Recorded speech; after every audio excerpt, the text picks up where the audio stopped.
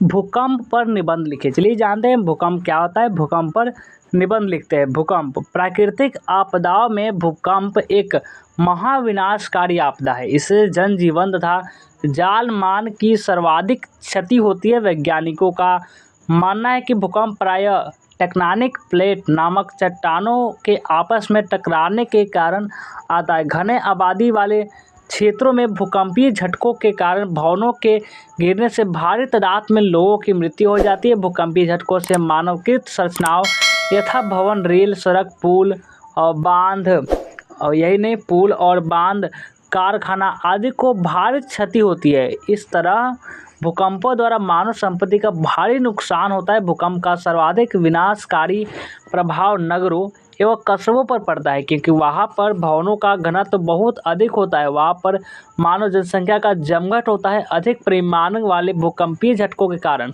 बड़े बड़े भवन गिरकर ध्वस्त हो जाते हैं। नर नारी ध्वस्त भवनों के मलबे के ढेर में दबकर दम तोड़ देते हैं। जल आपूर्ति की पाइपें मुड़ जाती है, टूट जाती है तथा जल की आपूर्ति बाधित हो जाती है। बिजली तथा दूरभाष के खंभे उखड़ जाते हैं, जिसके कारण बिजली तथा जल की आपूर्ति एवं दूरसंचार की व्यवस्था अस्त व्यस्त यानी कि भंग हो जाती है।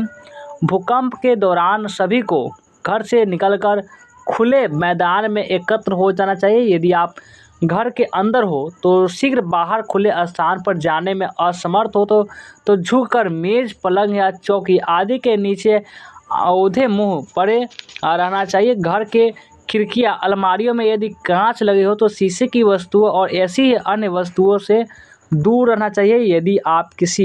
यदि आप किसी बहुमंजिली भवन में हो तो भवन की किसी भीतरी दीवार की ओर मुंह करके उससे सटकर खड़े हो जाना चाहिए और अपने हाथों से सिर को ढक लेना चाहिए। यदि आपके पास हेलमेट हो तो उसे पहन लेना चाहिए। भूकंप के दौरान लिफ्ट का प्रयोग नहीं करना चाहिए। यदि आप स्टेडियम, थिएटर या ऑडिटोरियम में है तो भीतर ही रहना चाहिए। अपनी कुर्सी पर भुजाओं से सिर ढककर शांत बैठे रहना चाहिए। भूकंप के दौरान यदि आप घर से बाहर है तो खुले स्थान पर चल जाना चाहिए जहां पेड़, इमारतें और बिजली के खंभे नहीं हों। भूकंप के दौरान यदि आप कार या वाहन चला रहे हैं तो सड़क के किनारे वाहन को रोक देना चाहिए और वाहन से उतरकर या बाहर निकलकर उसकी आड़ में झुककर बैठ जाना चाहिए।